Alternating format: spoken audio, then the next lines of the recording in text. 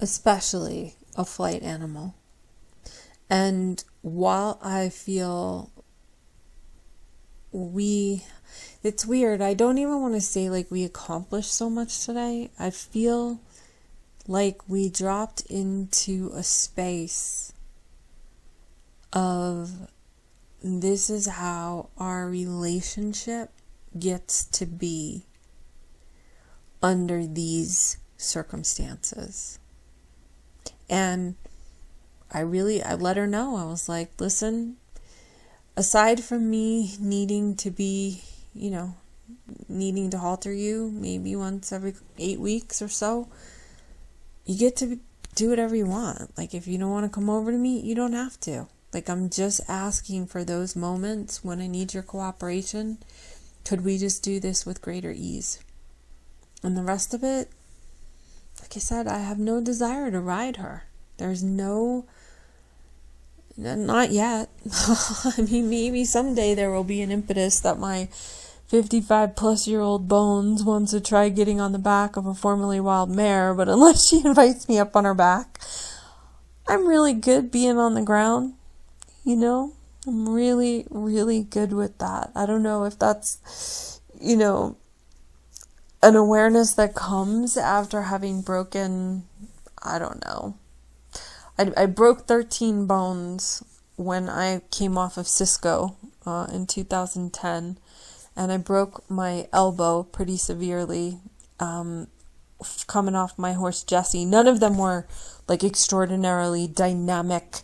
We were running and I fell off. We were just walking and I slid off kind of things. But they just, it was intense. It did a lot of damage to my bones. So I don't really have a desire to be the first one on her back should something go wrong. But the thing that today really exponentially expanded for me was not having the agenda of riding her and pushing anything. It was just felt like the expansiveness of an understanding that we now have of what I might need to request from her at times and what I will need to request from her.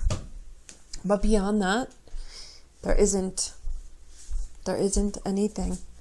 And if she chooses to at some point decide, hey, we can try the riding thing, I'm open to it. But it's just been a very interesting experience feeling like, we get to this point, and this feels like the beginning of everything. Whether we ride or we don't ride, we just expanded into the depth of connection and trust and just sharing sacred space. And that, honestly, that is absolutely good enough for me. And if that is the way it is for the rest of her life, great. I don't really need anything more from her. And it's such an incredibly liberating feeling to just feel like a part of their family, like Siri and Bella and Pooh Bear and Deets.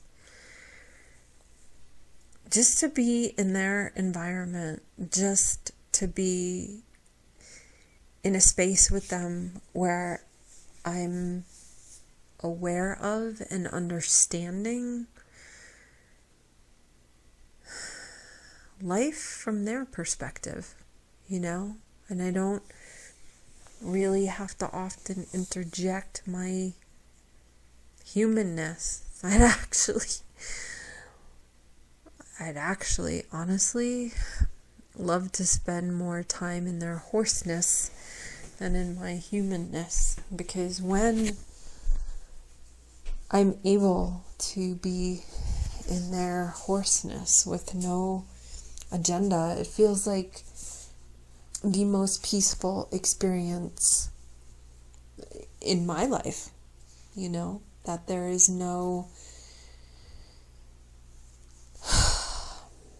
there's no having to be in my head like with humans, and then I have to figure out where people are at and what they really mean and what they're holding back or what they're it's such an interesting dance that I personally find, being really highly sensitive and really intuitive.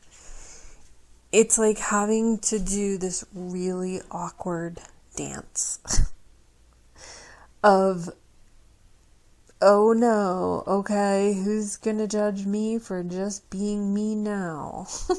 And with them, there's no judgment. If they land up walking away, if Siri lands up walking away, cool, alright, got it.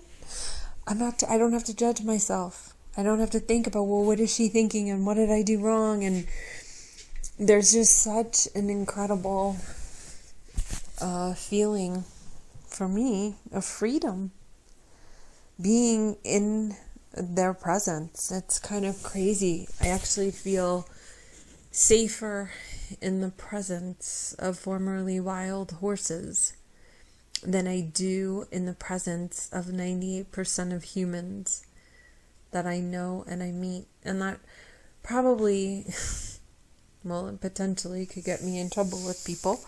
But I'm willing to bet that there's a bunch of people that probably feel the same way that I do. And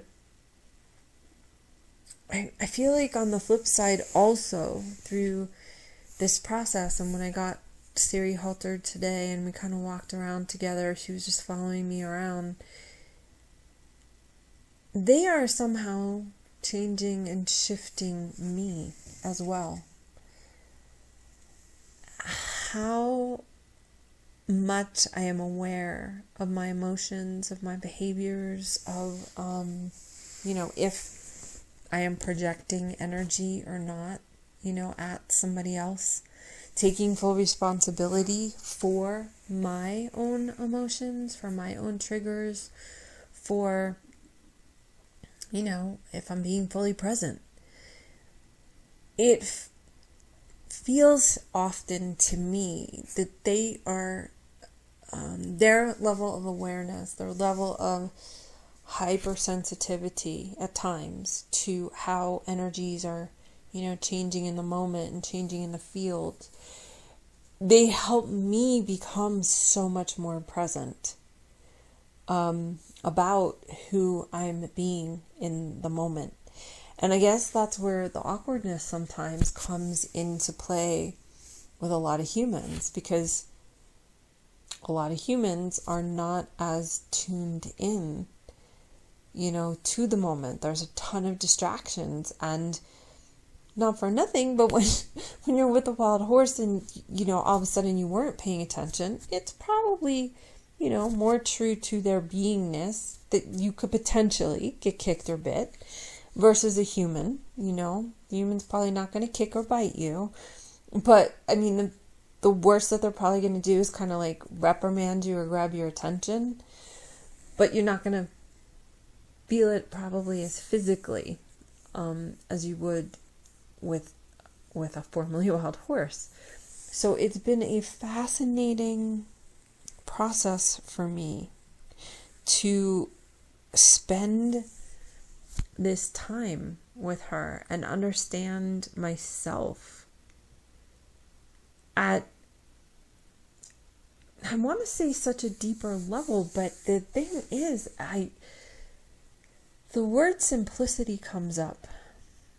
It's understanding myself at such a simpler level. If I do something and she responds to it, okay, simple communication. If I do something and she reacts to it, okay, very simple communication.